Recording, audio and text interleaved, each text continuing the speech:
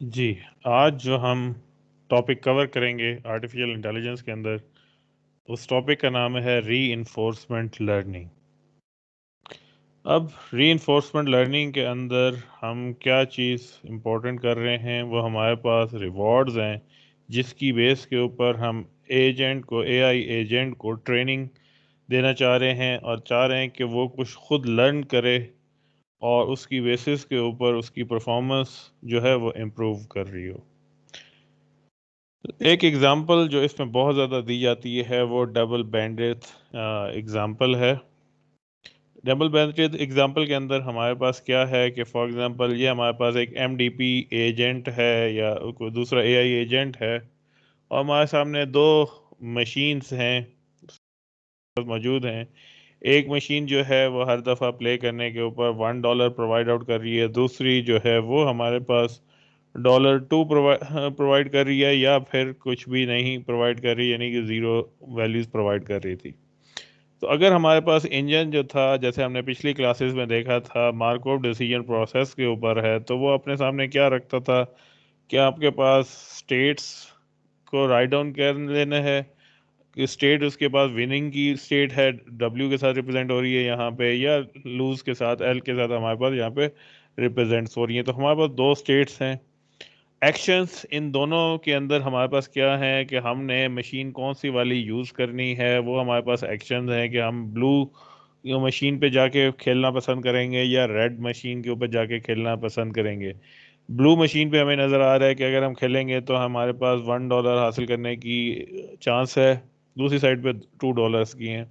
तो हमारे पास कुछ प्रोबेबिलिटीज़ मौजूद हैं और उन प्रोबेबिलिटीज़ की बेसिस के ऊपर हमारे पास रिवॉर्ड मौजूद हैं। ये हमारे पास सिंपल मेथड क्या था, हमने जो लास्ट में मार्कओव डिसीजन प्रोसेस देखा था, तो उसके तहत हम इस पूरे हिस्से को डिज़ाइन से हम कहते हैं कि हमने डिज़ाइन करने के बाद कि अगर विन से ब्लू वाला हम खेल रहे हैं, विन से वापस हर दफ़ा विन ही रहेगा और $1 हासिल होगा। और अगर लूज़ हुआ है तो उसके बाद प्रोबेबिलिटी यही है कि नेक्स्ट टाइम जो है वो विन करेगा और उसके बाद विन करते ही $1 हमारे पास आ रहा है।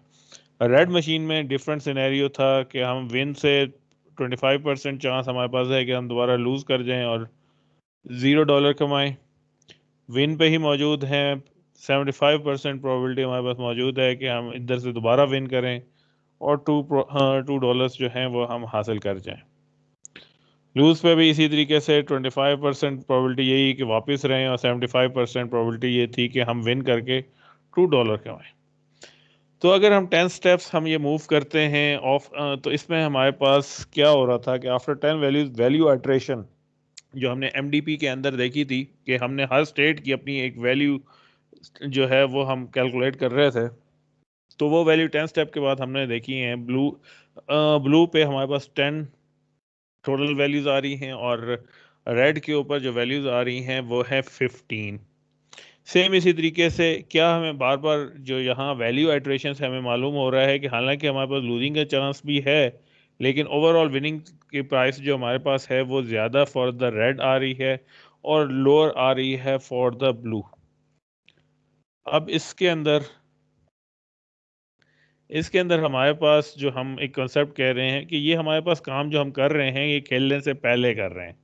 इस वजह से हम इसको कह रहे हैं कि ये हमारे पास ऑफलाइन प्लानिंग के अंदर हिस्सा मौजूद था। क्यों ऑफलाइन हम ये कर सकते थे? क्योंकि हमारे पास प्रोबेबिलिटीज़ भी मौजूद थी, प्रोबेबिलिटीज़ भी मौजूद हैं और रिवॉर्ड भी मौजूद है। प्रोबेबिलिटी, ट्रांजिशन प्रोबेबिलिटी और रिवॉर्ड दोनों हमारे पास ऑलरेडी मौजूद था। हमने जस्ट स्टेट की वैल्यूज़ जो हैं वो कैलकुलेट कर रहे थे। तो हमने लास्ट क्लास में देखा था बेलमैन इक्वेशन के तहत हम ये रिवर्स ऑर्डर में कैलकुलेट कर सकते थे कि पहले वी नॉट की वैल्यूज़ हासिल करें, फिर V1, फिर V2। इस तरह हम कुछ आइट्रेशंस के बाद हम कैलकुलेट कर सकते हैं कि हर स्टेट की ओरिजिनल ऑप्टिमल वैल्यूज़ वो कितनी होगी। लेकिन हम ये खेले बगैर कर रहे थे। इस वजह कह रहे हैं कि हम ये काम ऑफलाइन प्लानिंग कर रहे हैं और हमें इसमें एक्चुअल प्ले करने की ज़रूरत नहीं है। हम इन द माइंड भी ये काम परफॉर्म कर सकते हैं। अब इसमें एक इश्यूज हमारे सामने ये आ सकता है कि फॉर एग्जांपल हम ये गेम कर रहे हैं, हमने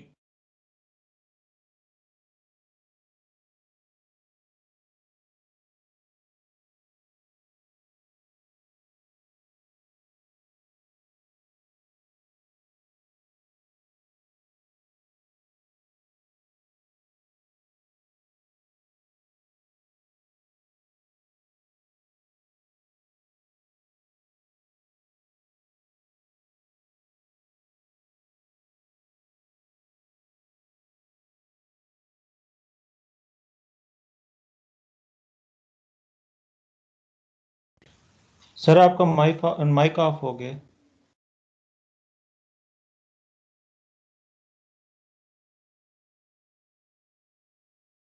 अब आवाज आ रही है? Yes sir. ये कहाँ से आवाज ब्रेक हुई थी? जी कौन सी सर, स्लाइड से? पिछली स्लाइड। इस स्लाइड से? इससे भी पिछले। जी सर। सर जहाँ पे आप लिख रहे थे सर। यहाँ पे? सर नेक्स्ट पे जाएं सर। यस सर, यहाँ यहाँ से। ठीक हो गया। अब इधर हमारे पास इशू क्या था, हमने पहले से डिज़ाइन किया, दोनों कसिनो में गए हैं, दो मशीन हमारे सामने थी, हमने अंदाज़ा लगाया कि हमारे पास किस मशीन पे खेलने से हम ज़्यादा अच्छा खेल परफॉर्म कर सकते हैं, ज़्यादा पैसे हासिल कर सकते हैं। तो हमने वैल्यू एट्रेशन कैलकुलेट आउट की और फाइंड आउट किया कि जो रेड वाली मशीन पे जाके गेम करते हैं तो हम ज़्यादा पैसे बना सकते हैं। हालांकि यहाँ पे चांस जो है वो हमारे पास ये है कि आइदर हम $2 लेंगे या फिर हमारे पास $0 हमें मिलेगा। दूसरी मशीन जो ज़्यादा मुसलसल $1 दे रही थी, हमने इसको प्रेफर नहीं किया क्योंकि हमने ऑफलाइन के अंदर जो कैल में हमारे पास रिजल्ट जो थे वो हमें ये बता रहे हैं कि after number of iteration blue पे हम कम अर्न आउट करेंगे, वैल्यूज़ कम हमें मिलेगी, और रेड पे हमें वैल्यूज़ जो हैं वो ज़्यादा मिलेगी। लेकिन जब हम ओरिजिनल गेम करने जाते हैं, क्योंकि हमने खेला नहीं है, हमने जस्ट उसको देखा था और हमने उस पे उसके ऊपर ऑफलाइन प्रोसेसिंग की थी, तो खेलते वक्त हमारे पास जो रिजल्ट्स हैं दे कैन कम डिफरेंट। कैसे? कि हम एक्सपेक्ट कर रहे हैं कि रेड के ऊपर बहुत अच्छा गेम आए, लेकिन इट इज़ क्वाइट पॉसिबल कि वो प्रोबेबिलिटी हमारे मर्जी के मुताबिक ना चले। कुछ आइट्रेशन में हम दो तीन आइट्रेशन चेक करें, उसमें हमारे पास बार बार $0 ही आना शुरू हो जाए। बहुत दफ़ा लार्जर दफ़ा अगर हम खेलें तो शायद हमारी प्रोबेबिलिटीज़ के जो साथ जो हमने इनिशियल प्रोबेबिलिटी सोची थी उसी के मुताबिक अगर करे, लेकिन स्टार्ट में हो सकता है वो उस तरीके से अकर ना करे, और हमारे पास अगर ओरिजिनल ऑप्शन नहीं है कि हम ज़्यादा दफ़ा खेलें तो हो सकता है हमें वो रिवॉर्ड हासिल ना हो सके जो हम पहले हासिल करने की कोशिश कर रहे थे। और सेम ये चीज़ हमें प्रोबेबिलिटी मालूम थी तो हम बहुत अच्छे तरीके से कैलकुलेट कर गए। लेकिन अगर हमारे पास रूल्स चेंज हो जाते हैं, से हम कहते हैं हमें प्रोबेबिलिटी पता ही नहीं है। ठीक है, पहले हमने कहा था हमें प्रोबेबिलिटी मालूम है कि रेड मशीन पे विन से विन पे जाते हुए कितनी प्रोबेबिलिटी होगी, विन से लूज पे जाते हुए कितनी प्रोबेबिलिटी होगी। अब अब हमारे पास जो प्रॉब्लम आया है कि वो हमें मशीन का नहीं पता कि उसके ऊपर कितनी प्रोबेबिलिटी है, कितने टाइम के बाद वो विन से लूज पे या लूज से विन की तरफ वो मूव कर रही है। तब हमने उसे किस तरीके से अप्लाई करेंगे? अब ये देखें, हमें नहीं मालूम कि वो कितनी पे जा रही है, तो हमें हर सूरत में चला के देखना है। फिर हम कह सकते हैं कि फॉर एग्जांपल इन 4 आइट्रेशन के बाद हम कितने डॉलर हासिल कर रहे हैं, $2 हासिल कर रहे हैं, और इसमें से हमारे पास 3 आइट्रेशन पे ही हमें 3 वैल्यूज $3 जो हैं वो हमें मिल गए हैं। रीज़न हमें नहीं मालूम कि जो पीछे हमने कहा था कि केस हमारे पास ज़्यादा कॉम्प्लेक्स हो चुका है, जो हमारे पास प्रोबेबिलिटीज़ हैं वो हमारे पास मालूम नहीं है। एमडीपी पे जब हम कर रहे थे मार्कओव डिसीजन प्रोसेस के अंदर, तो हमारे पास एक अच्छी चीज़ जो थी वो हमारे पास ये था कि हमारे पास ट्रांजिशन प्रोबेबिलिटीज़ हमें मालूम है। ट्रांजिशन प्रोबेबिलिटी मालूम होने की वजह से हमें ट्रांजिशन प्रोबेबिलिटी और रिवॉर्ड दोनों हमें मालूम थे, और उसकी बेस पे हमें सिर्फ जो स्टेट है उसकी वैल्यू कैलकुलेट करनी थी। या अगर हम डायरेक्ट स्टेट की वैल्यू कैलकुलेट नहीं करते तो हम चांस उसके अगेंस्ट जो चांस नोड है क्यू वैल्यूज जो हैं वो कैलकुलेट कर लेते थे। यहाँ हमने प्रॉब्लम को थोड़ा सा मजीद कॉम्प्लेक्स कर दिया है कि अब इंस्टेड के सिर्फ हम वैल्यू कैलकुलेट कर रहे हो, हमें प्रोबेबिलिटीज का भी नहीं मालूम। तो अगर ऐसा नहीं मालूम तो हम रेड खेलते हैं, पहले हम देख रहे थे प्रोबेबिलिटीज मालूम था, रेड खेला तो हमें ज्यादा फायदा हुआ और ब्लू पे हमें इतना ज्यादा फायदा नहीं था। अब नहीं मालूम, तो अगर आपने इसी अंदाज में रेड पे खेला है तो देखें हमने 4 आइट्रेशंस में भी हमारे पास डिफरेंट रिजल्ट्स आ गए। अब ये एक्चुअली है कि अब हमारे पास हम खाली प्लान नहीं कर सकते। पहले आपके पास ट्रांजिशन प्रोबेबिलिटी मालूम थी और आपके पास रिवॉर्ड मालूम था, तो आप बकायदा प्लानिंग कर रहे थे कि हम किस तरीके से जीत जाएं, किस मशीन पे खेलेंगे तो हमें ज़्यादा अच्छा रिवॉर्ड मिलेगा। तो अब प्लानिंग का किस्सा तो हमारे पास यहाँ पे हो चुका है ख़त्म। तो अब हमें दूसरा एक सिनेरियो चाहिए जिसमें हमारे पास विक्ट्री के चांसेस जो हैं वो ज़्यादा हो सकें। हम जिस मशीन के ऊपर जाके खेलें उस मशीन पे जो है वो हमें ज़्यादा अच्छा रिवॉर्ड मिलना चाहिए। तो इधर हमें हर चीज़ पे साथ साथ लर्न करना पड़ेगा। तो हमने टर्म अब दे दी है प्लानिंग से लर्निंग की तरफ, कि अब सिर्फ हम प्लान नहीं कर रहे हैं। हम प्लान नहीं कर सकते क्योंकि हमें चीज़ें मालूम नहीं है। अब हमने साथ में अपने इन्वायरमेंट को देखना है कि वहाँ पे किस तरीके से वैल्यूज जनरेट हो रही हैं, उनकी बेसिस के ऊपर लर्निंग करनी है। हमारा एजेंट को जो है वो लर्न कराता है। तो फिर हम इसी वजह से इधर इसका नाम अब मॉडिफाई करके अब राइट डाउन कर रहे हैं री इन्फोर्समेंट लर्निंग। अब री इन्फोर्समेंट लर्निंग क्या हो गया, हमारे पास मार्कओव डिसीजन प्रोसेस में हमने चीज़ें ऐड की, हमने लर्निंग को ऐड किया, तो हमारे पास क्या हो गया चीज़, री इन्फोर्समेंट लर्निंग। अब प्रॉब्लम वही था कि ये वही एमडीबी है, लेकिन क्या हम इसको सिर्फ कंप्यूटेशन के थ्रू सॉल्व नहीं कर सकते। हमें एक्चुअली क्या करना है, हमें फिगर आउट करना है कि कौन सी प्रोबेबिलिटीज होंगी इस मशीन पे खेलते वक्त, कितना एक रिवॉर्ड आएगा, और फिर उसके अगेंस्ट हमारे पास वैल्यूज या पॉलिसी जो है वो हमें ऑप्टिमल रिसीव होगी। तो हमने एडिशनल क्या किया है इधर, लर्निंग। अब जब लर्निंग के लिए हम कर रहे हैं तो कुछ आइडियाज जो हैं वो हमें जहन में रखने हैं। जैसे एक पहला आइडिया जो है वो एक्सप्लोरेशन का है। अब एक्सप्लोरेशन क्या चीज होती है कि हमें अननोन एक्शंस को भी ट्राई करना है, जो हमें बज़ाहिर बुरे भी लगें या जिसको हमारे पास इंफॉर्मेशन मौजूद नहीं है, हमने उनको भी ट्राई करके उनके ऊपर से इंफॉर्मेशन हासिल करनी है। फिर उस इंफॉर्मेशन हासिल करने की बेस के ऊपर हम किसी अच्छे रिजल्ट की तरफ जा सकेंगे। क्योंकि लर्निंग करनी है, लर्निंग के अंदर हमें हर सूरत में अच्छे और बुरे को, दोनों एक्शंस को हमने देखना है, और फिर उसमें से हमने उनको इवेलुएट करके बताना है कि उनमें से कौन सा अच्छा एक्शन होगा। यानी एक्सप्लोरेशन हो गई, तो हमने एक्सप्लॉयटेशन करनी है। एक्सप्लॉयटेशन क्या है, हमने फाइंड आउट करना है कि उनमें से कौन सा अच्छा है, व्हाट टू नो। कि अब हमें इंफॉर्मेशन मिल गई डिफरेंट एक्शंस के अगेंस्ट, फिर हमने उनमें से जो सबसे अच्छा है उसको एक्सप्लॉइट आउट करना है। अब इसमें एक और प्रॉब्लम्स क्या हैं इसमें, जो इंपॉर्टेंट आइडियाज में क्या है, रिग्रेट का। अब रिग्रेट क्या है कि आप जितना भी अच्छा लर्न करते जाएंगे, क्या होगा, agent still make some mistakes. एक साइड पे लर्निंग कर रहा है, इंटेलिजेंटली लर्न करता चला जा रहा है, लेकिन स्टिल इट कैन मेक, और जब मिस्टेक करेगा तो आपको रिग्रेट भी करना पड़ेगा। अदर जो हमारे पास कंसेप्ट है वो है सैम्पलिंग का। अब सैम्पलिंग क्या चीज हमारे पास हो गई कि हमारे पास क्योंकि चांस इधर आ रहा है, तो हमें कुछ चीजें जो हैं वो बार बार रिपीटेडली जो है वो ट्राई करनी पड़ेंगी, सैंपल्स बनाने पड़ेंगे, ताकि हम देख सकें कि हमारे पास एजेंट जो है वो कितना एक अच्छे तरीके से लर्न कर रहा है। अब डिफिकल्टी क्या है इस पे, much harder than solving MDP. MDP हमारे पास सिंपल थे कि हमारे पास चीज़ें सारी मौजूद हैं, हम उसके अंदर प्लानिंग करके कैलकुलेट करके हमने वैल्यूज जो हैं वो आसानी से निकाल सकते थे। अब यहाँ पे हमारे पास जो प्रॉब्लम है कि हमने ये सारे काम ऑन द फ्लाई करने हैं, लर्न करने हैं कि हमारे पास सैंपल्स किस तरीके से बन रहे हैं। उन सैंपल के ऊपर हमने लर्निंग करके हमने बताना है कि किस एक्शन के अगेंस्ट हमें सबसे अच्छी वैल्यूज मिल सकती हैं। अब अगर हम इसको डिफाइन करने जाएं तो हमारे पास उसी तरीके से जैसे मार्कोव डिसीजन प्रोसेस के अंदर स्टेट्स हैं। अगर जैसे हमने अपनी एग्जांपल्स में देखे थे, कूल, वार्म और ओवरहीटेड स्टेट्स होंगी। एक्शंस हो सकते हैं कि हर स्टेट के अगेंस्ट हम क्या क्या एक्शंस परफॉर्म कर सकते हैं।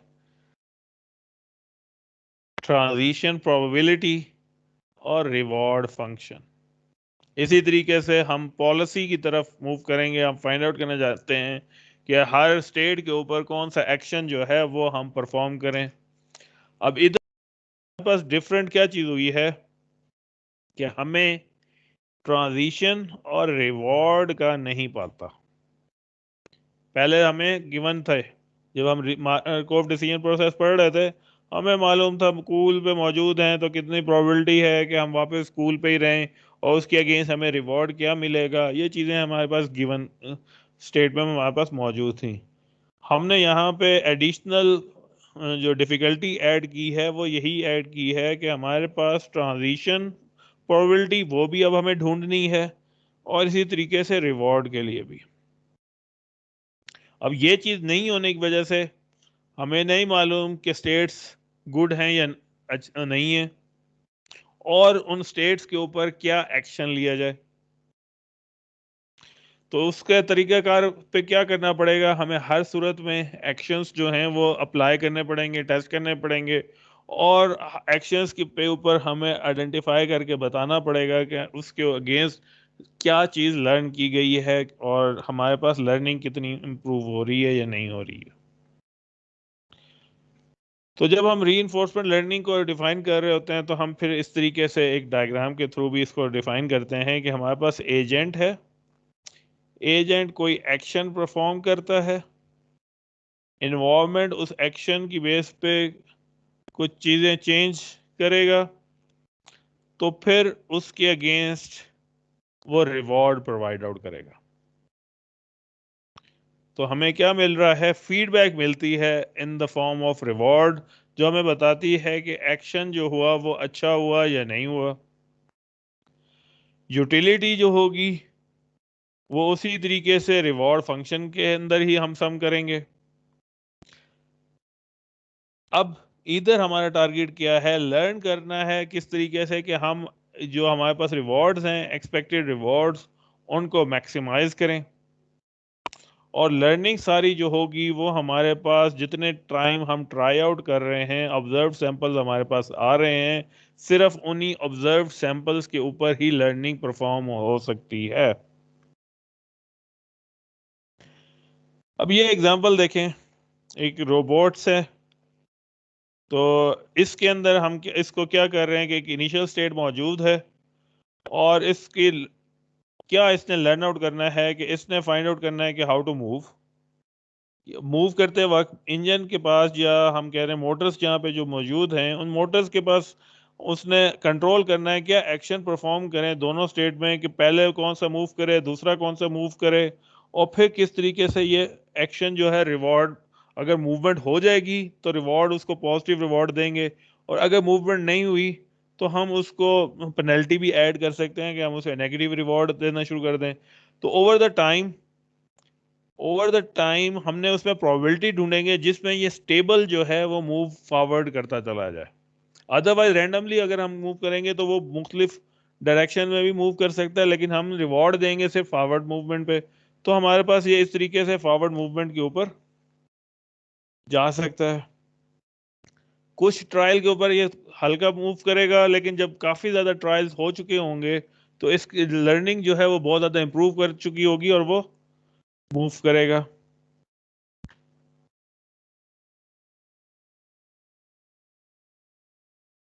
सेम इसी तरीके से एक और हमारे सामने एजेंट है जिसको हम कह रहे हैं क्रॉलर। एक उसके साथ हैंड मौजूद है। टारगेट क्या है कि इस हैंड की मूवमेंट इस तरीके से करें कि ये भी फॉरवर्ड जो है वो डायरेक्टली मूव करे।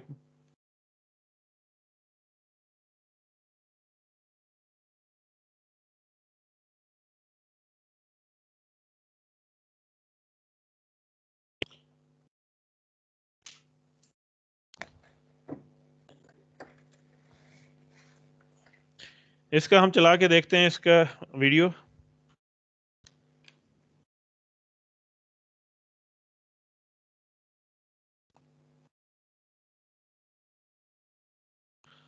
तो अब अच्छा, वीडियो मुझे बताइएगा, वीडियो में से आपको आवाज आ रही है या मैं ही बोलता रहा हूँ?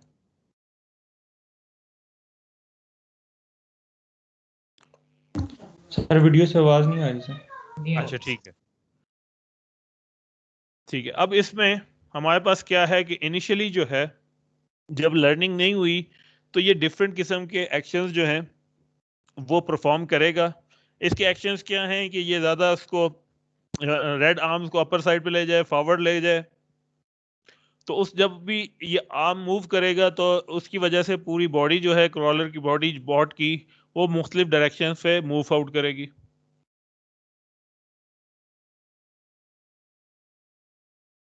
अब इसने देखें कोशिश कर रहा है वो डिफरेंट एक्शंस परफॉर्म करे, और जिस एक्शन के ऊपर जो पूरी बॉडी है वो मूव करेगी, वहां पे उसको पॉजिटिव रिवॉर्ड मिल जाएगा।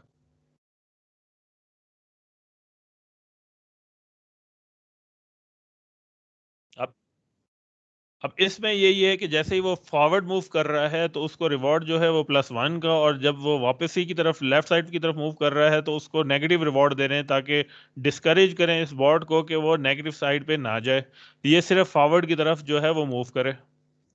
लेकिन अभी देखें ये वॉबल कर रहा है, ये अभी इसकी लर्निंग पूरी नहीं हुई तो ये आगे की तरफ मूव नहीं कर रहा।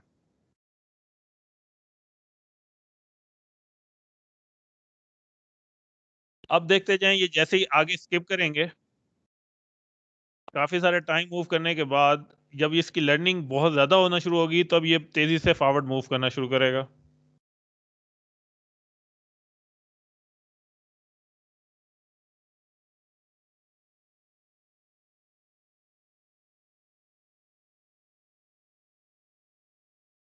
जैसे अब ये स्किप करिए किए हैं तो हमारे पास अब देखें ये इसकी मूवमेंट प्रॉपरली फॉरवर्ड जो है ये करना शुरू कर दी। अब क्या हो रहा है यहाँ पे, टारगेट क्या था कि एक्शंस जो है वो लर्न आउट करे, और उस लर्निंग में क्या चीज़ थी कि स्टेबिलिटी हो और फॉरवर्ड जो है वो स्मूथली फॉरवर्ड मूव करे। जिस एक्शन के अगेंस्ट उसके रिवॉर्ड ज़्यादा मिले वो एक्शन जो है वो लर्न करे और उसको ज़्यादा से ज़्यादा परफॉर्म करे, और जिस एक्शन के ऊपर रिवॉर्ड नहीं मिल रहा है या नेगेटिव रिवॉर्ड मिल रहा है उसको वो यूज़ ना करे। इसी तरह दूसरी एक बहुत ज़्यादा यूज़ की जाती है रीइंफोर्समेंट लर्निंग के अंदर, वो अटारी गेम्स के अगेंस्ट जब रीइंफोर्समेंट लर्निंग को यूज़ किया गया तो उन्होंने जो स्ट्रेटजीज निकाली उसकी वजह से अटारी गेम्स और ये रीइंफोर्समेंट लर्निंग जो है वो बहुत ज़्यादा मशहूर हुई। अभी आप देखेंगे इसके अंदर ये एक सिंपल गेम थी जो मोबाइल्स में भी आती है और पुरानी अटारी गेम्स के अंदर होती थी, कि एक नीचे कंट्रोल है जो कोशिश कर रहा होता है कि इस बॉल को नीचे टच ना होने दे और ऊपर वॉल के साथ टच करे, और ज़्यादा से ज़्यादा हमने जितने ये यहाँ पे ब्रिक्स ब्रेक होंगी उतना ज़्यादा स्कोर जो है वो हासिल हो रहा था। तो इस रीइंफोर्समेंट लर्निंग के तहत इसको चलाया गया तो देखें कुछ टाइम के बाद, तकरीबन 120 मिनट्स के बाद, एक इंसान की तरह जो है वो बहुत अच्छे तरीके से खेलना शुरू हो गया था। अब यही चीज़ ट्रेनिंग जो है उसकी मुसलसल ज़्यादा हो रही है तो वो एक ख़ास किस्म की स्ट्रेटजी जो है इसने फाइंड आउट कर ली, और वो स्ट्रेटजी देखेंगे अभी आप वो क्या उसने फाइंड आउट की कि 240 मिनट्स के बाद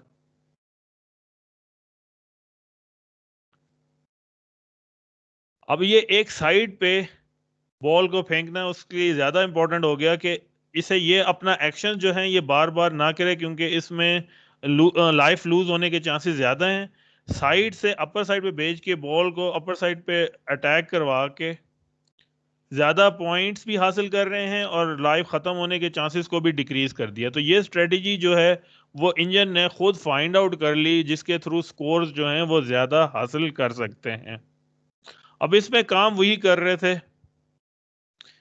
क्या काम है हमारे पास कि यहाँ हमारे पास प्रोबेबिलिटी को, अगर हम ट्रांजिशन प्रोबेबिलिटी को और रिवॉर्ड को फाइंड आउट कर लेते हैं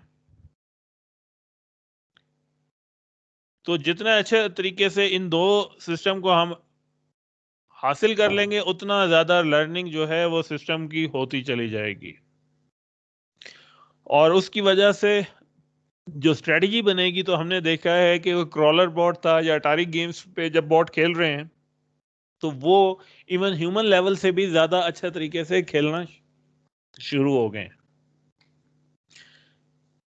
अब दोनों में फ़र्क क्या है? फ़र्क हमारे पास क्या है कि MDPs जो थे, मार्कोव डिसीजन प्रोसेस, वो ऑफलाइन लर्निंग थी कि सॉल्यूशन कोई एक्शन करने से पहले, क्योंकि आपके पास प्रोबेबिलिटीज वगैरह मालूम थी, रिवॉर्ड्स मालूम थे, आप डिफरेंट रिवॉर्ड्स के ऊपर वैल्यूज को चेकआउट कर रहे थे, तो ये सारा काम आप खेलने से पहले कर रहे थे। रीइंफोर्समेंट लर्निंग के अंदर हम ये काम ऑनलाइन लर्निंग करते हैं कि हमने उस बॉट को, उस मशीन को इन्वायरमेंट के अंदर चला के देखा और उस पे प्रोबेबिलिटीज़ को हमने फाइंड आउट किया। उन प्रोबेबिलिटीज़ फाइंड आउट होने से हमने रिवॉर्ड्स को या वैल्यूज़ को हमने इम्प्रूव किया, स्टेट की वैल्यूज़ को इम्प्रूव किया, ऑप्टिमल स्टेट वैल्यूज़ के जितना करीब ला सके। तो इस वक्त तरह हमारे पास लर्निंग जो है वो इम्प्रूव होना शुरू हुई और हमने इसका नाम क्या दिया है कि ये ऑनलाइन लर्निंग है। और इन दोनों के दरमियान में जो बेसिक डिफरेंस हमने डाला वो यही कि MDPs जो है वो ऑफलाइन और रीइंफोर्समेंट लर्निंग जो है वो हमारे पास ऑनलाइन लर्निंग हो गई। अब रीइंफोर्समेंट लर्निंग के अंदर भी हमारे पास क्या है, हम एक चीज टर्म यूज करते हैं, passive reinforcement learning. Passive reinforcement learning के अंदर हमारे पास दो किस्म के होते हैं, मॉडल बेस्ड लर्निंग और मॉडल फ्री लर्निंग। अब मॉडल बेस्ड लर्निंग के अंदर हमारे पास आइडिया क्या है कि हम अप्रोक्सीमेट करें एक मॉडल को, किसकी बेसिस पे? एक्सपीरियंस की बेसिस पे। जितना एक्सपेरिमेंट अभी हमने किए हैं रन टाइम पे रन करते वक्त, उनकी बेस के ऊपर हम मॉडल को अप्रोक्सीमेट कर दें और वैल्यूज को सॉल्व करें इस तरीके से सोचते हुए कि मॉडल जो है हमारे पास करेक्ट है। मॉडल लाजमी नहीं कि करेक्ट हो, लेकिन हमने उस वक्त यही अप्रोक्सीमेट किया है कि ये मॉडल करेक्ट है और उसकी बेसिस के ऊपर हम जो है स्टेट्स की वैल्यूज को हासिल कर रहे हैं। अब क्या इसके अंदर हमारे पास है, कैसे हमने आउटकम चेक किए अपने, हाँ, तुम अगेंस्ट तमाम एक्शन ए के एस से एस्टेरिक एस प्राइम की तरफ हमने जाते हुए जो काउंट हमारे पास आया, हमने ये हासिल किया किसी भी एक्शन के अगेंस्ट या पॉलिसी के अगेंस्ट। फिर जितने भी हमारे पास रिजल्ट्स आए उन पे हमने नॉर्मलाइज कर लिया, हमने उनकी प्रोबेबिलिटीज फाइंड आउट करके हमने उनको नॉर्मलाइज किया, एवरेज कैलकुलेट आउट किया यानी कि, और फिर हमने एवरेज स्कोर जो है वो हमने कैलकुलेट किया कि क्या एवरेज स्कोर हो सकता है उस स्टार्ट स्टेट से जब हमने मूव करके पहुंचे एस प्राइम स्टेट तक, जो हमारा एक्सपीरियंस है। अब तरीकाकार वही है, लेकिन मेथड को हम क्या कह रहे हैं कि हमने इसको MDP के थ्रू ही हासिल कर रहे हैं, लेकिन यहाँ पे हमने डिफरेंस ये डाला कि हमने ट्रांजिशन प्रोबेबिलिटी और रिवॉर्ड जो है वो हमने नॉर्मलाइज करके या एवरेज लेके हम हासिल करने की कोशिश कर रहे हैं। अब एग्जांपल देखें, यहाँ पे हमारे पास इनपुट पॉलिसीज जो हैं वो हमारे पास गिवन है।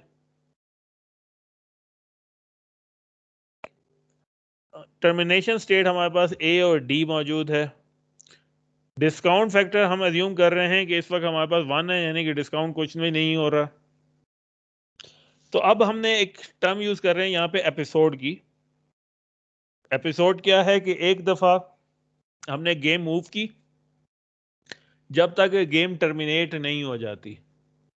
आप किसी गेम को खेल रहे हैं, जितनी दफा आप गेम खेलेंगे तो एक गेम जो है वो एक एपिसोड कहलाएगी। से एपिसोड 1 में हम बी से हमने, क्योंकि हमारी पॉलिसी है लेफ्ट साइड पे मूव करें, और वो लेफ्ट साइड पे ही मूव हुआ। बी से ईस्ट पे गए तो हमारे पास सी ही हासिल हुआ। लिविंग रिवॉर्ड जो था वो हमने -1 रखा, एक दफा हमने खत्म हुआ। फिर सी पे पहुंचे, सी से हम डी पे गए तो हमारे पास दोबारा सही तरीके से हम डी पे पहुंचे, एक दफा और -1 हो गया। लिविंग रिवॉर्ड एक नेगेटिव था वो एक और कम हो गया। डी हमारे पास एग्जिट स्टेट है, तो हमने यहाँ से जब एग्जिट किया तो हमारे पास पॉजिटिव रिजल्ट हमें मिला, जो हमारे पास रिजल्ट +10 था, तो हमारा स्कोर जो हो गया हमें +10 मिला। सेम गेम हमने दोबारा खेली, बी से सी पे आए -1 पहली दफा की तरह, दूसरी दफा सी से डी पे आए -1, और डी से एग्जिट किया, फिर भी दोबारा हमें 10 स्कोर भी मिल गया। तो हमने जैसे पहले एपिसोड में खेला तो हमारे पास सेकंड एपिसोड में भी हमें उसी तरह का रिजल्ट मिल गया। तीसरी दफा जब हमने खेला तो हमारा स्टार्ट हो गया है बी से स्टार्ट होने की जगह ई से स्टार्ट हुआ, और क्या हुआ कि हमने पॉलिसी के मुताबिक सी पे गए, एक रिवॉर्ड हुआ, नेगेटिव जो रिवॉर्ड था -1। सी से हम डी पे गए, -1 रिवॉर्ड हुआ, और जब डी पे एग्जिट किया फिर हमारे पास दोबारा 10 हो गया। फोर्थ दफा जब हम गेम को चौथी दफा खेल रहे हैं, फोर्थ एपिसोड हमारे पास है, फिर अब क्या हुआ, 9 से सी पे गए, लेकिन इस दफा सी से डी पे, पिछली दफा जितनी दफा भी हो रहे थे तो हर दफा पॉलिसी जो है एज इट इज मूव हो रही थी कि हमारे पास सी पे लेफ्ट जाने पे लेफ्ट ही मूव हो रहा था, लेकिन इस दफा इन्वायरमेंट ने अनसर्टन वैल्यूज को प्रिडिक्ट कर लिया कि डी पे मूव करने की जगह मूव कर गया है ए की तरफ। पॉलिसी हालांकि डी पे जाने की है, लेकिन एक माइनर प्रोबेबिलिटी के तहत वो डी पे जाने की जगह ए पे चलेगी, और ए पे जब एग्जिट किया तो रिवॉर्ड पॉजिटिव होने की जगह नेगेटिव हो गया। अब जो हमने एपिसोड खेल ली हैं उनसे हमने ट्रांजिशन प्रोबेबिलिटीज कैलकुलेट करनी थी। तो ट्रांजिशन प्रोबेबिलिटी क्या है हमारे पास के ट्रांजिशन प्रोबेबिलिटी बी टू सी पे जाने जितनी दफ़ा गए हैं, तो हमने देखा कि बी से जब हम मूव किया है तो सी पे कितनी दफ़ा गए हैं। तो बी से जब भी हम मूव हुए हैं तो सी पे ही गए हैं, हर चारों गेम्स में 2 दफ़ा गए हैं और दोनों दफ़ा सी पे ही मूव हुआ है, तो 100% प्रोबेबिलिटी के साथ मूव हुआ। सी टू डी जो हमारे पास है वो 1 2, सी टू डी 3 दफ़ा सी पे डी मूव हुआ है, लेकिन चौथी दफ़ा सी से डी मूव नहीं हुआ बल्कि सी से ए की तरफ मूव हो गया है। तो 75% जो है हमारे पास प्रोबेबिलिटी है सी से डी पे जाने की और सी से ए पे जाने की, जो रिमेनिंग एक दफ़ा सी से ए गया है, तो वो हमारे पास 25% इसकी प्रोबेबिलिटी आ गई। सेम इसी तरीके से हमने सारे जो एलिमेंट से मूव करने की उनकी सारी प्रोबेबिलिटीज़ हम निकाल सकते हैं। तो वो हमारे पास एवरेज स्कोर जो है वो हमारे पास निकल आया कि जितनी दफ़ा हम जाएंगे हमने उसकी प्रोबेबिलिटीज़ राइट डाउन कर देनी है। तो 3/4 75%, 1/4 25%। इसी तरह रिवॉर्ड पे हमने चेक करना शुरू किया। बी से सी पे रिवॉर्ड जब भी गए हैं हमारे पास एवरेज अगर हम लें तो -1 दोनों दफ़ा गया तो एवरेज -1 ही जाएगा। सी से डी की तरफ जब गए तो -1 रिकॉर्ड आया है, रिवॉर्ड आया है, तब भी हमारे पास यहाँ हमने -1 ही एवरेज ले लिया। डी से एग्जिट किया है तब आपके पास +10 रिवॉर्ड आया है। इस तरह हम ये एवरेज लेके ये सारे रिवॉर्ड्स जो हैं वो हम राइट डाउन कर सकते हैं।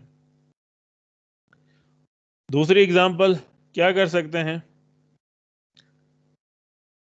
हमारे पास हमने कंप्यूट करनी है expected age of CS students. Goal क्या है, हम मालूम करना चाहते हैं कि ऑन एन एवरेज जो है हमारे पास क्लास के अंदर स्टूडेंट्स की एज क्या होगी।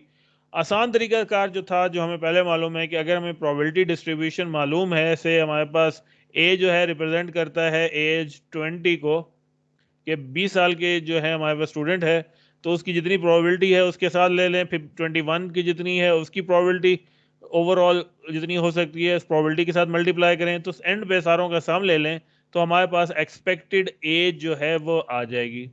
ई जो है वो एक्सपेक्टेशन को रिवाइज कर रहा है, एवरेज को रिप्रेजेंट कर रहा है, लेकिन ये एवरेज जो है वो उसकी प्रोबेबिलिटी के साथ डिस्ट्रीब्यूशन के साथ एज मल्टीप्लाई होने के बाद आ रही है। अब अगर ये हमें मालूम होता तो हमारा ये काम बहुत आसानी से हो सकता था। अब जब ये काम हम नहीं कर सकते तो हमें ये सैंपल्स में से निकाल के हासिल करनी है।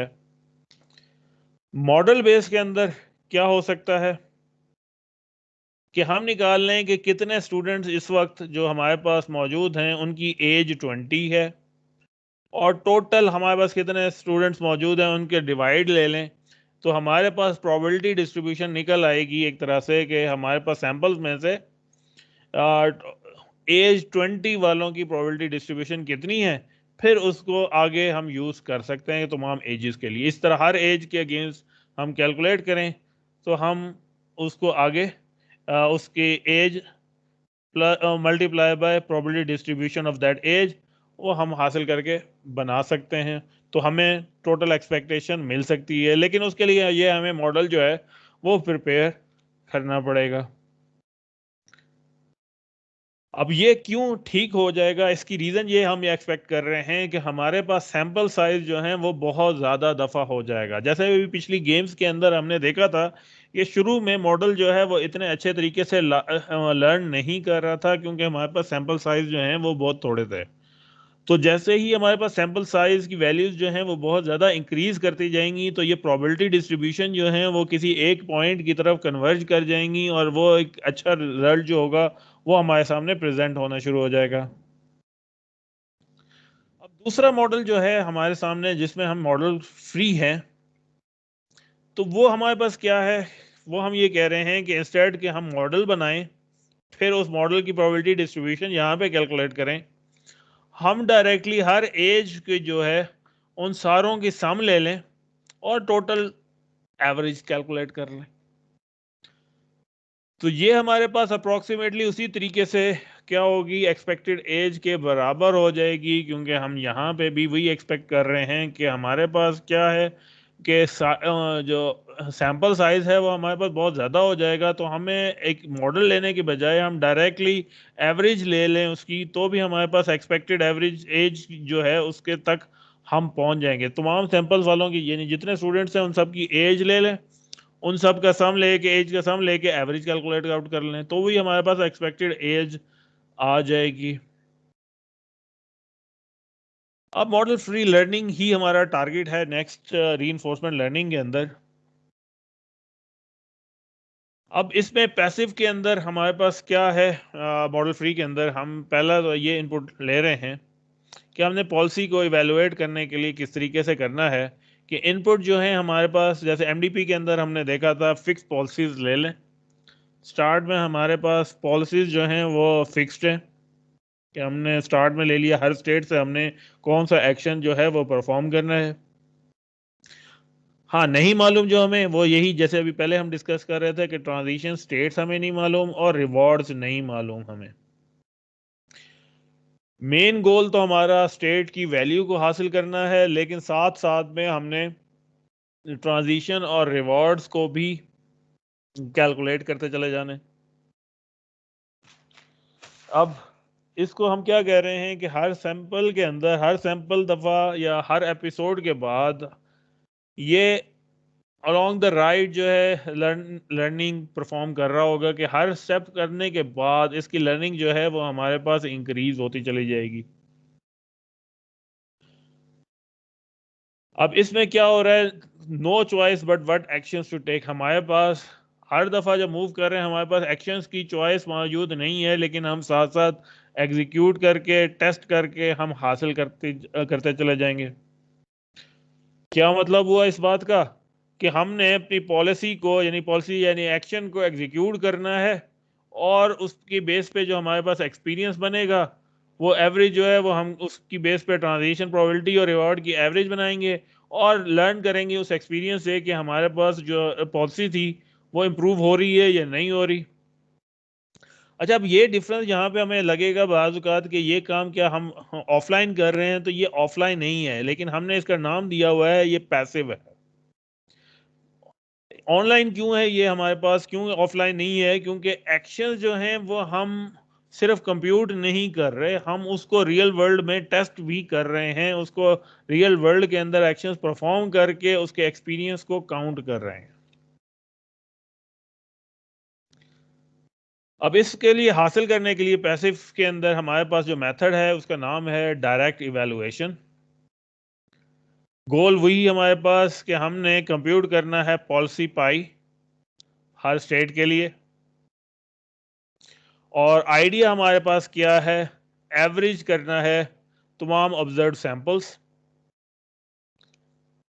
कैसे, कि हमने अपनी पॉलिसी के तहत जो स्टार्ट में हमने ली है पॉलिसी, उसके तहत जो भी एक्शन परफॉर्म करना है वो एक्शन परफॉर्म किया, और हर दफ़ा जब हमने कोई स्टेट विजिट की है तो हमने क्या करना है, write down what the sum of discounted reward, यानी उसके जितने भी रिवॉर्ड आ रहे थे उन सब को हमने काउंट करना है, यानी ऐड करते चले जाना है, और एंड पे हमने उन सब की एवरेज कैलकुलेट कर देनी है।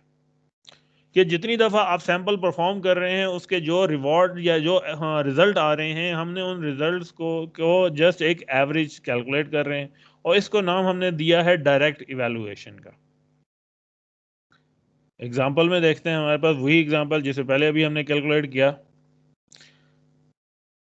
एपिसोड, फर्स्ट एपिसोड हुई हमारे पास, हमने कुछ सैंपल्स अपने पास राइट डाउन किए। Second episode, third, fourth. अब इसमें आउटपुट वैल्यूज हम किस तरीके से राइट डाउन कर रहे हैं कि हम ये देख रहे हैं कि स्टार्ट स्टेट बी से हम स्टार्ट हुए हैं, डी पे हम जाके पहुंचे हैं, तो क्या हुआ, बी से हम सी पे गए -1, एक दफा रिवॉर्ड हुआ, सी से डी पे गए फिर दोबारा -1, दो दफा माइनस, यानी टोटल -2 हो गया, फिर रिवॉर्ड मिला आपको 10 का। तो यहाँ पे हमें वैल्यूज मिल गई 10 - 2 8, ये हमें मिली एक दफा एपिसोड 1 में। एपिसोड 2 में भी फिर इसी तरह हमें मिली +8, दो दफा हमें +8 मिली। एवरेज लेंगे इन चार में, बी से डी पे जाते हुए एग्जिट करते वक्त स्कोर हमें जो मिला वो +8 का ही मिला, दो दफा हुआ, तो 16/2 दोबारा 8, तो हमारे पास जो स्कोर आया बी से एवरेज होके वो 8 है। सी से देखें, या ई से हम देख लेते हैं। ई से हमारे पास क्या है, हमारे पास स्कोर हो रहा है एक दफा -1, फिर -1, फिर +10, यानी ये +8 हुआ। दूसरी दफा क्या हो रहा है हमारे पास, -1, -1, -2 हो गया, और साथ में -10 हो गया, यानी ये टोटल हो गया -12 +8 और -12, तो कितना हो गया आपके पास, -4। एवरेज हुए दो दफा, ये दो एपिसोड पे हुआ था, एवरेज हुआ तो आपके पास वैल्यूज क्या हो गई, -2।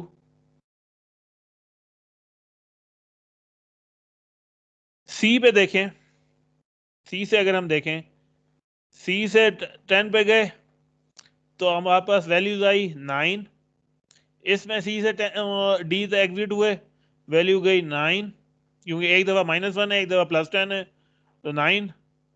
इधर भी हमारे पास 9, और यहां पे वैल्यूज जो है -11 होगी। तो अब हम अगर इस पे सम करें इनका, तो हमारे पास कितनी वैल्यूज आई, 27 -11, तो आपके पास कितना हो गया, 16। चारों दफा हुआ है, डिवाइडेड बाय 4, चार सैंपल्स पे था, तो आपके पास रिजल्ट आ गया 4। इसी तरह हम बाकी का भी कैलकुलेट कर सकते हैं। यहां तक चीज क्लियर है आप सबको?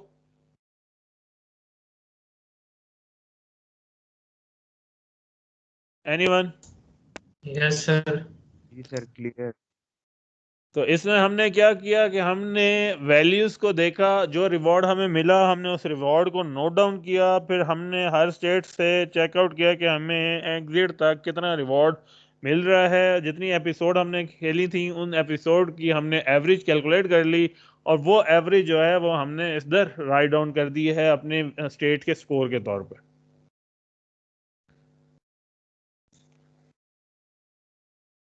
अब इस मेथड के अंदर प्रॉब्लम क्या है? पहली चीज, अच्छाई क्या है प्रॉब्लम से देखने से पहले, तो हमारे पास पहली चीज कि ये इजी टू अंडरस्टैंड है, फौरन समझ आ जाता है कि हो क्या रहा है। दोनों प्रोबेबिलिटी और रिवॉर्ड फंक्शन की हमारे पास एक्स्ट्रा नॉलेज रखने की कोई ख़ास ज़रूरत नहीं है, हम डायरेक्ट वैल्यूज कैलकुलेट कर सकते हैं। और ये बहुत ज़्यादा दफ़ा हम चलाते चले जाएं तो इवेंचुअली जो है ये हमारे पास करेक्ट एवरेज जो है वो वैल्यूज आ जाती हैं। अब इसमें बैड क्या चीज़ है,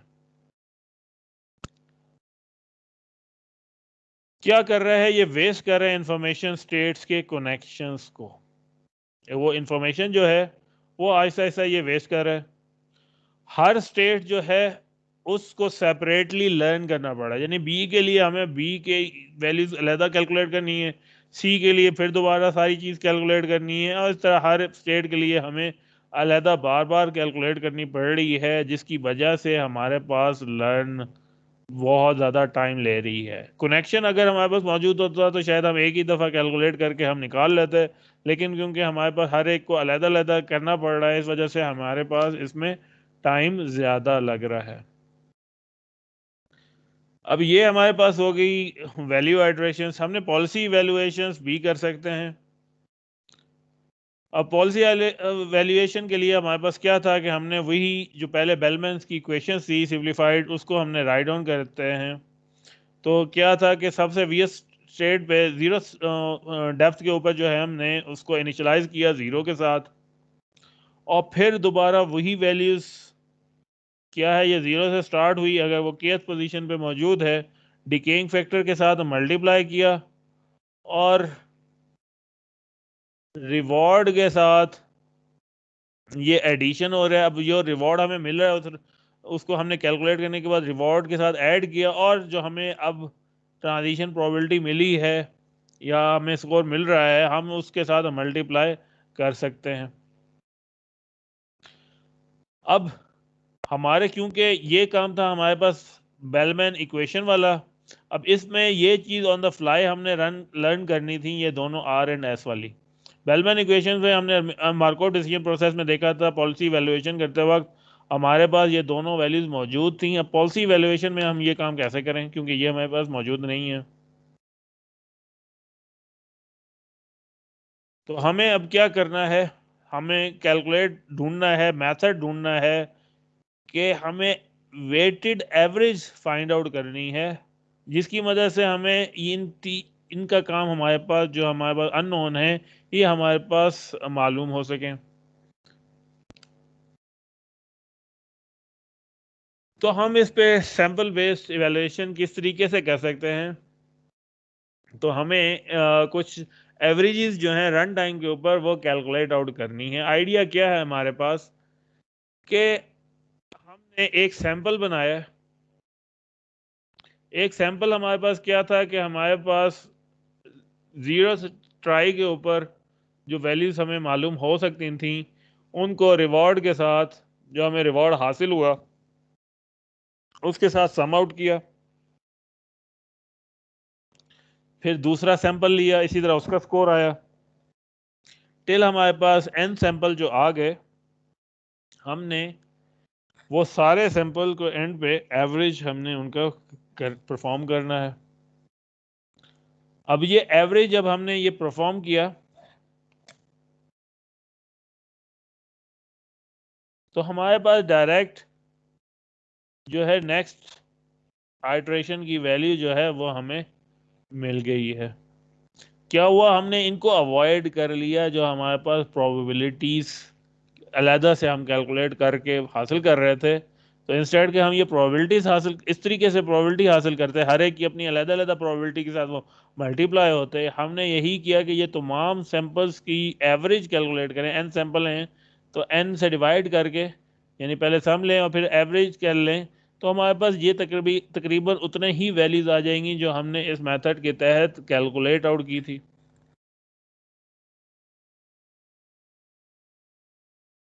अब ये तकरीबन इसी वजह से हम ये कह रहे हैं कि ये हम काम क्या कर रहे हैं, ऑलमोस्ट वही चीज हासिल कर रहे हैं।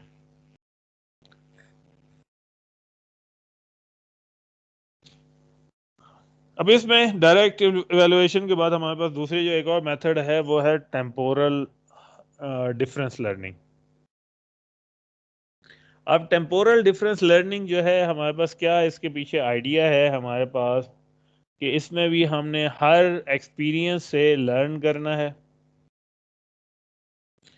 और हर दफ़ा अपडेट करनी है V of S each time we experience a transition, जो अब जब हम मूव कर लें एस से एस स्टैरिक तक।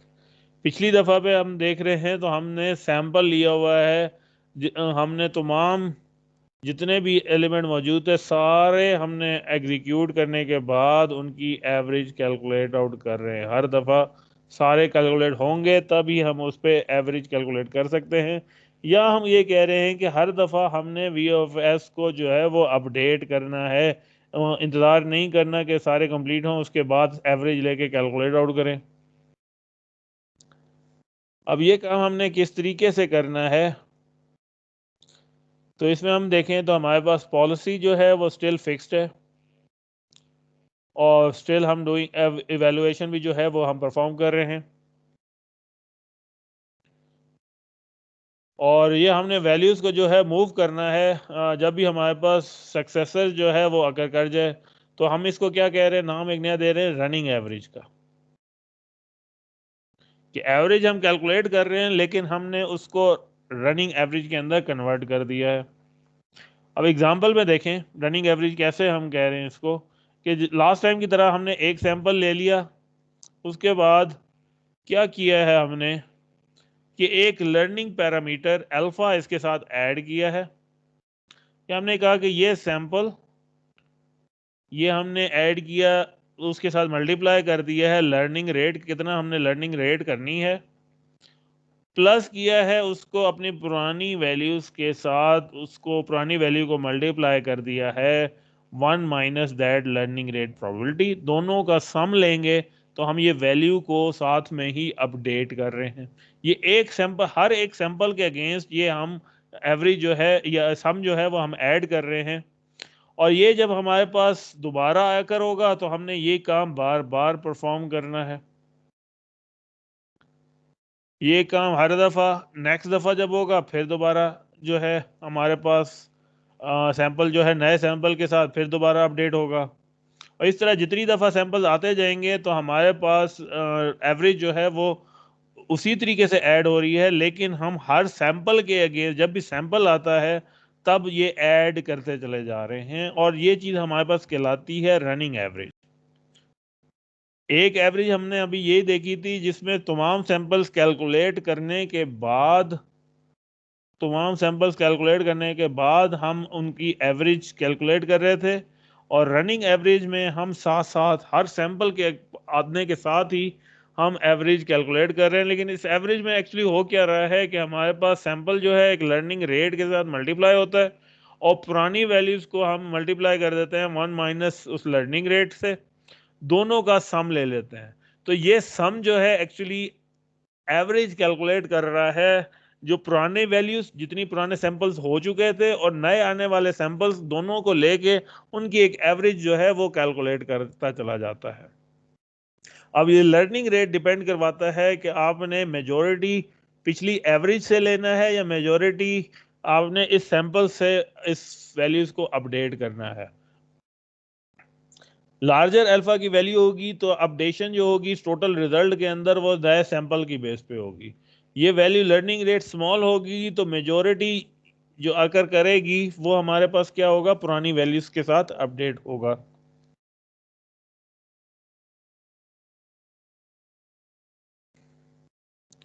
अब देखें इसके अंदर दोबारा वही बात हम कर रहे हैं, ये पुरानी वैल्यूज उसको 1 माइनस अल्फा के साथ मल्टीप्लाई किया है, अभी जो सैंपल हमने लिया है उसको अल्फा के साथ मल्टीप्लाई किया है, फिर दोनों का सम ले लिया है, और हमने ये कह रहे हैं कि ये हमारे पास रनिंग एवरेज हमारे पास है।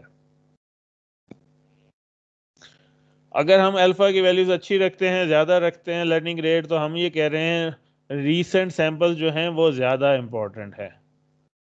और हमारे पास क्या, अगर इसकी वजह से रिसेंट ज़्यादा इम्पोर्टेंट हैं तो हम क्या कर रहे हैं, फॉरगेट अबाउट द पास्ट, कि जैसे ही वैल्यूज़ पुरानी वैल्यूज़ जो हैं वो उनको हम साथ साथ डिके करते चले जा रहे हैं या वो ख़त्म होती चली जा रही हैं, फॉरगेट होती चली जा रही है। नई वैल्यू सैंपल्स जो हैं वो हमारे पास ज़्यादा लर्न करते चले जाएंगे।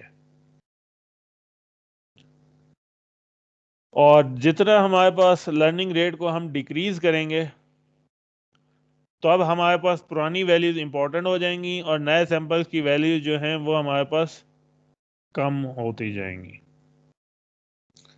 तो हमारे पास सेटलमेंट किस तरफ हो जाएगी कि एक प्योर एवरेज की तरफ जो है वो हम कन्वर्ज करेंगे, जब हम with passage of time learning rate को डिक्रीज करेंगे, न्यू सैंपल्स की इंपॉर्टेंस कम करेंगे और पुराने सैंपल्स की इंपॉर्टेंस जो है वो इंक्रीज करते जाएंगे, तो हमारे कन्वर्ज करती जाएगी मेन एवरेज की तरफ। एग्जाम्पल देखते हैं उसी एग्जाम्पल को। इस दफ़ा लर्निंग रेट जो है वो हमारे पास हमने 1/2 रखा हुआ है। स्टार्ट में 20 से हमने वैल्यू आई, हमारे पास 0 है। ऑब्जर्व ट्रांजिशन हमारे पास क्या आ रही हैं, B से हमने ईस्ट पे गए -2 आया, C से आगे हमने D पे मूव करना है। अब फिर हमारे पास क्या वैल्यूज आएंगी, तो अब हमने चेक करना है पुरानी वैल्यूज के साथ स्कोर क्या कैलकुलेट हो रहा है, और फिर उसके बाद हमने लर्निंग रेट के साथ उसे मल्टीप्लाई करना है कि पहली वैल्यूज अगर हमारे पास 0 है, ये अगर हमारे पास 0 है, डिकेइंग फैक्टर 1 ही है, रिवॉर्ड कितना मिला, उस रिवॉर्ड को हमने मल्टीप्लाई करना है जो हमारे पास लर्निंग रेट अल्फा मौजूद है, हाफ, और फिर ये 1 माइनस हाफ जो है ये भी आपके पास हाफ हो जाएगा, और जो पुरानी वैल्यूज आपके पास मौजूद है उसके साथ सम करना है। अब हमारे पास सम करके हमारे पास वैल्यूज जो इधर कैलकुलेट हो रही है वो हमारे पास क्या आ रही है, कैलकुलेट होके वैल्यू -1। नेक्स्ट दफ़ा करते हैं, C से D की तरफ गए, तब आपके पास वैल्यूज क्या होगी, इसकी -1 ही रही है, ये वैल्यूज जो C की वैल्यू है वो हमारे पास 3 हो गई। B से C पे गए, -2 रिवॉर्ड आया, C से D पे गए, फिर -2 रिवॉर्ड आया, और फिर आपके पास एग्जिट पोजीशन के ऊपर आपके पास क्या रिजल्ट आया, आपने 8 जो रिजल्ट है वो हासिल कर लिया। तो यहां से आपके पास पॉजिटिव रिजल्ट आपके पास जो आया आउटपुट के ऊपर वो 8 वैल्यू आ गई। और साथ साथ में हर सैंपल के वक्त ये एक सैंपल कंप्लीट किया तो आपके पास एक रिजल्ट आया, अगले सैंपल पे आपने यही काम दोबारा करना है, तो ये वैल्यूज जो हैं वो साथ साथ अपने आप को अपडेट करती चली जा रही हैं, और वो जितनी दफ़ा ये हम एग्जीक्यूट करते चले जाएंगे तो अलहदा से एवरेज कैलकुलेट होने की बजाय हमारे पास साथ साथ एवरेज जो हैं हर स्टेप के ऊपर एवरेज जो हैं वो कैलकुलेट होती चली जा रही हैं, और इसका नाम क्या हमने दिया हुआ है वो हमारे पास है रनिंग एवरेज। कि इस वक्त इसमें क्या हो रहा है, एक वैल्यू कितनी लर्न की है हमने, इसकी वैल्यू के साथ लर्निंग रेट के साथ मल्टीप्लाई करना है, और पुरानी जो वैल्यूज मौजूद हैं उसके साथ 1 माइनस अल्फा के साथ मल्टीप्लाई करना है, और दोनों का सम लेना है, तो हमारे पास नई वैल्यू जो है वो जनरेट होगी, और वो वैल्यू जो है वो एक एवरेज वैल्यू कहलाई जाएगी।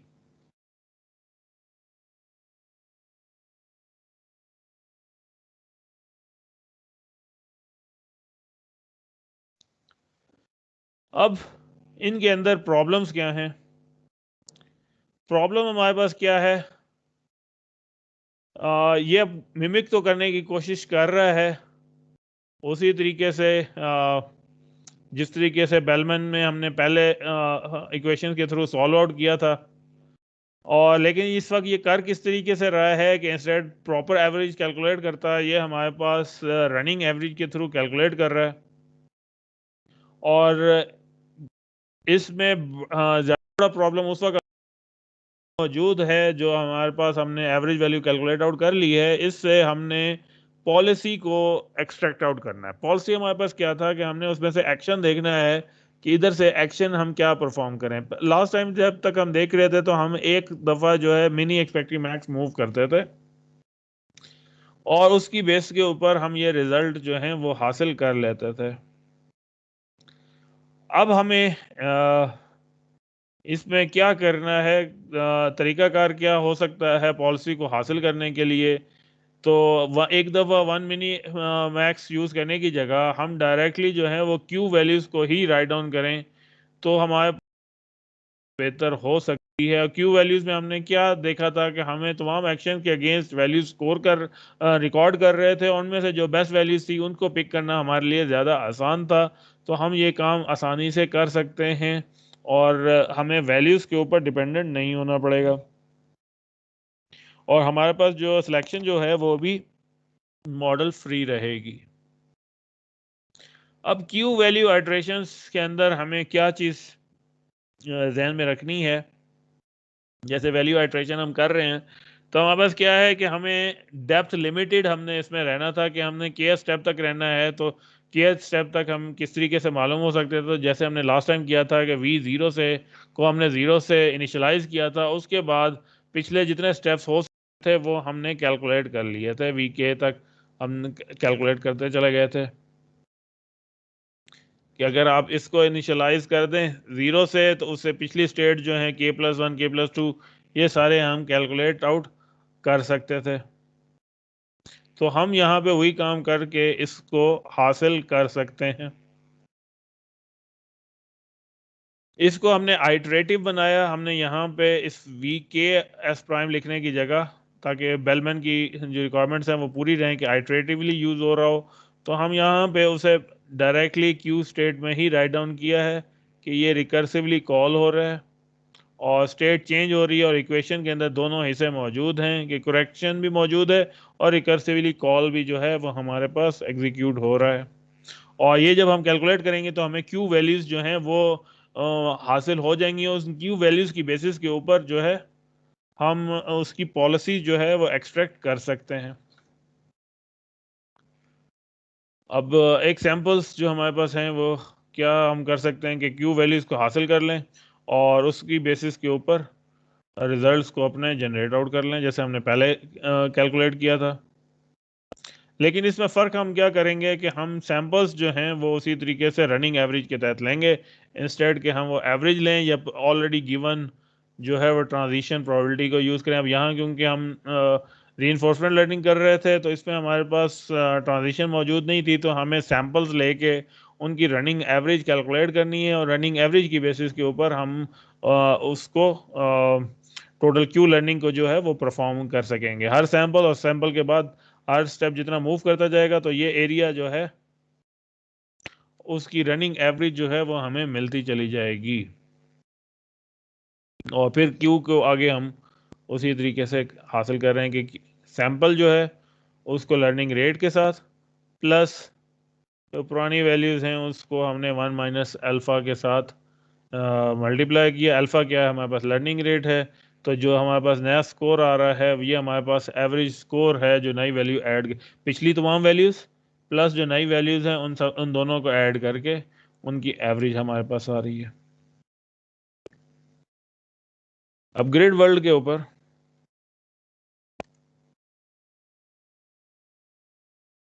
हम देखते हैं, एक डेमो देख लेते हैं।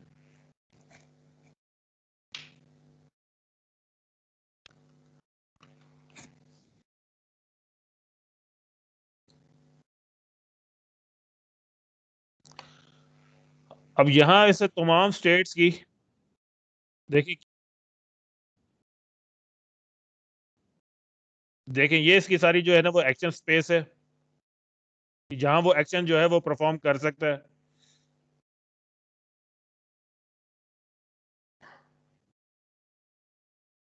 अब जो ग्रीन है हमारे पास इसमें हाई क्यू वैल्यूज आ रही हैं और रेड जो है जिसमें लो क्यू वैल्यूज आपके पास आ रही हैं। अब ये देखें ये जो लाइंस आपके पास आ रही हैं ये इसकी ऑप्टिमाइज कर रहा है।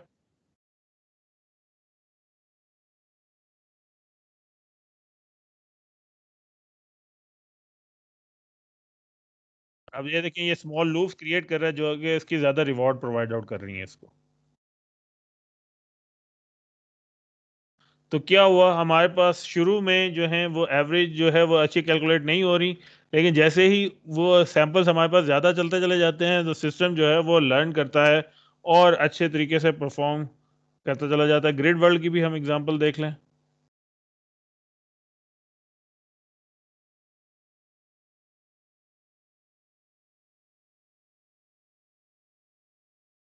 अब ये देखिए ये मूव कर रहा है,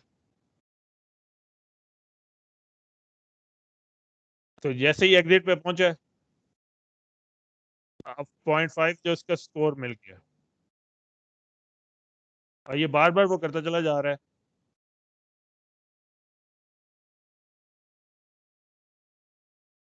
तो यहाँ देखें यहाँ पे ये चीज अपडेट हो गई।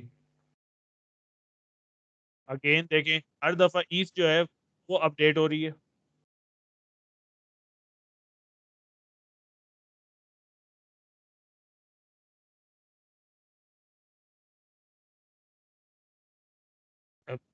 कहाँ से देखें उसने अगर ये ईस्ट जाने की जगह किसी और साइड पे चला गया है, देखें यहाँ से वो बैड रिजल्ट आपके पास।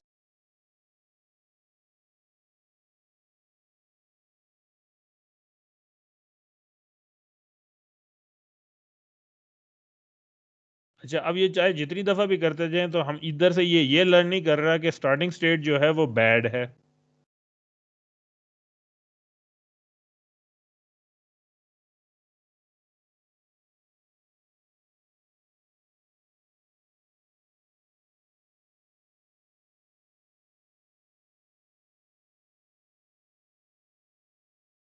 अब ये चीज़ें जो हैं वो साथ में अपडेट होती चली जा रही हैं। तो हम एक तो हमने ये सारा देखा जितना सा क्या था पैसिव लर्निंग थी रीइंफोर्समेंट लर्निंग में, कि हमारे पास हमने इसकी ट्रांजिशन प्रोबेबिलिटी और रिवॉर्ड को जो है एवरेज कैलकुलेट कर रहे हैं। एवरेज हम दो तरीके से कर सकते हैं इसके अंदर। एक एवरेज हम कैलकुलेट करते हैं कि तमाम सैंपल्स की एवरेज कैलकुलेट कर लें, तमाम सैंपल्स को एग्जीक्यूट करें, फिर उन सारों के अगेंस्ट एवरेज जो है वो कैलकुलेट करें। दूसरा मेथड है कि हम सारे इकट्ठे सैंपल लेके फिर एवरेज कैलकुलेट करने की जगह हर सैंपल के जब भी हमारे पास नया सैंपल आए तो हम एक लर्निंग पैरामीटर के तहत, लर्निंग रेट के तहत उनकी एवरेज, रनिंग एवरेज जो है वो कैलकुलेट करें, उस रनिंग एवरेज की बेस पे वैल्यूज़ को अपडेट कर दें। अब दूसरे चीज़ जो हमने इसमें चेंज की कि हम सिर्फ लर्निंग रेट ही हम चेंज नहीं कर रहे, हम इसके अंदर जो है वो पैरामीटर स्टेट की वैल्यू रखने की जगह हम उसकी क्यू वैल्यूज़ के तहत भी कर सकते हैं। और क्यू वैल्यू रखने का हमें पास एडवांटेज क्या होता है हमारे पास, कि हम उस पर पॉलिसी एक्सट्रैक्शन जो है वो हमारे लिए आसान हो जाती है, क्योंकि हमारे पास चारों डायरेक्शन की वैल्यूज मौजूद हैं। तो उनमें से आपने बेस्ट पिक करना है तो जस्ट वन टाइम के अंदर ही हम मालूम कर सकते हैं कि उनमें से कौन सी क्यू वैल्यू लार्जर है, हम सिर्फ उसको पिक कर लें। तो ये हमारे पास सारी थी पैसिव लर्निंग के केस। अब दूसरा केस है लर्निंग एक्टिव रीइंफोर्समेंट लर्निंग। वो पैसिव था, अब हम देख रहे हैं क्या होती है एक्टिव रीइंफोर्समेंट लर्निंग। इसमें भी उसी तरह अब लर्न क्या करना है, एक्ट करना है हमने according to the current optimal values के तहत।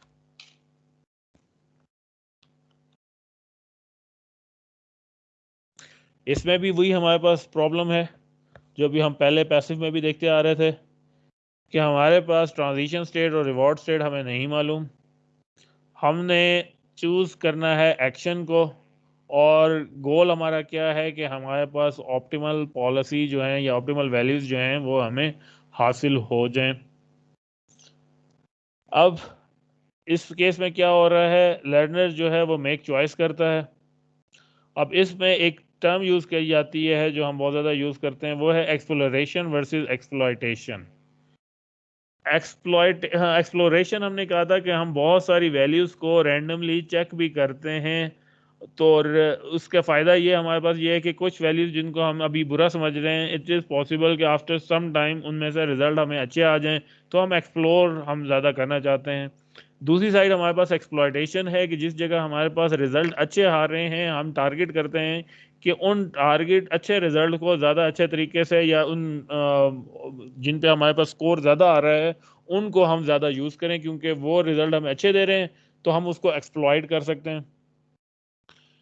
ये भी ऑफलाइन नहीं है, क्योंकि इसमें भी एक्शंस जो हैं वो हम रियल वर्ल्ड के अंदर, या वर्ल्ड जो हमारे पास वर्ल्ड इन्वायरमेंट है उसके अंदर हासिल कर रहे हैं, उसको एक्शन परफॉर्म करते हैं और फिर देखते हैं कि हमारे पास रिजल्ट इस केस में हमारे पास क्या आया। अब इसमें क्या है, Q learning converge to optimal policy, कि ऑप्टिमल पॉलिसी क्यू लर्निंग जो है वो हर सूरत में हमारे पास कन्वर्ज कर जाएगी ऑप्टिमल पॉलिसी की तरफ।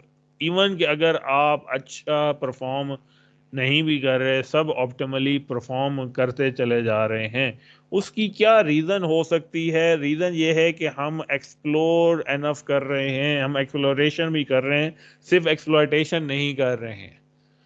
एक्सप्लॉयटेशन क्या था कि आपके पास जो स्कोर अच्छा आ रहा है आप सिर्फ उसकी तरफ मूव कर रहे हैं।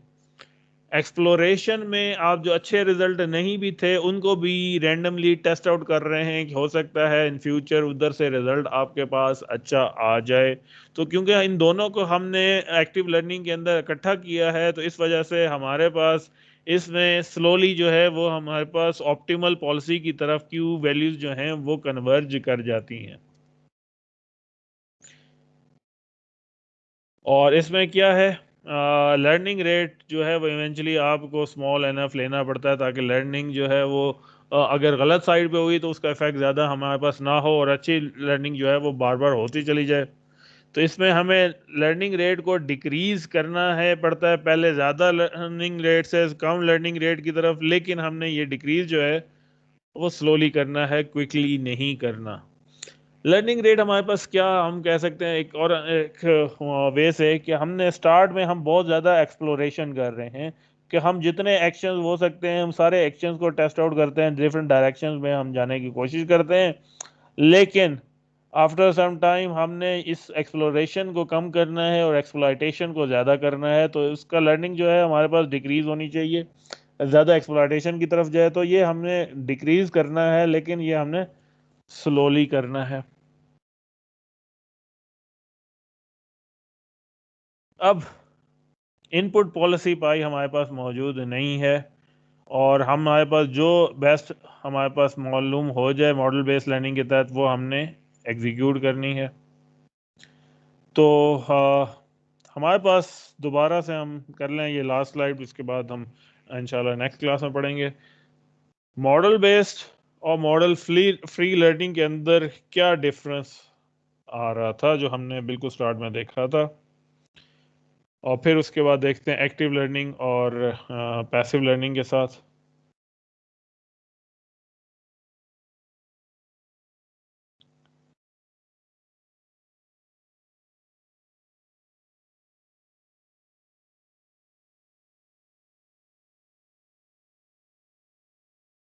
मॉडल बेस के अंदर क्या था कि हम प्रॉपरली उसको मॉडल आउट कर रहे हैं और मॉडल करने के बाद प्रॉपरली कन्वर्ट करते थे एक्सपेक्टेशन के अंदर ताकि ज़्यादा से ज़्यादा रिजल्ट हासिल आउट कर सकें। मॉडल फ्री में हमने ये स्टेप रिमूव कर दिए थे और हमने सपोज किया था कि आफ्टर सम टाइम जब हमारे पास वैल्यू ऑफ सैम्पल्स जो है वो बहुत लार्ज हो जाएगी तो ये एक्सपेक्टेशन भी जो है वो हमारे पास दोनों बराबर आ जाएंगे। तो डिफरेंस हमारे पास मॉडल फ्री और मॉडल बेस में यही है कि हमारे पास मॉडल बेस के अंदर एक्स्ट्रा स्टेप्स होते हैं। अगर इंफॉर्मेशन ज़्यादा मौजूद है तो हम बहुत आसानी से मॉडल बेस जो है वो बना सकते हैं। अगर इंफॉर्मेशन हमारे पास मौजूद नहीं है तो हमें मॉडल फ्री की तरफ मूव करना पड़ेगा। और इसमें हमने एक्टिव लर्निंग के अंदर हमने स्टार्ट में क्या चीज़ करनी है कि हमने एक्सप्लोरेशन भी जो है वो भी ज़्यादा परफॉर्म करनी है ताकि तमाम सैम्पल्स को हम टेस्ट कर सकें, हर पॉलिसी के अगेंस्ट चेक कर सकें, और फिर स्लोली हमने बेस्ट पॉलिसी की तरफ ही अपने आप को स्टिक करते चले जाना है। आज के लिए यहीं तक काफ़ी है, इंशाल्लाह कल जो है फिर हम इसे आगे जो है वो कवर करेंगे।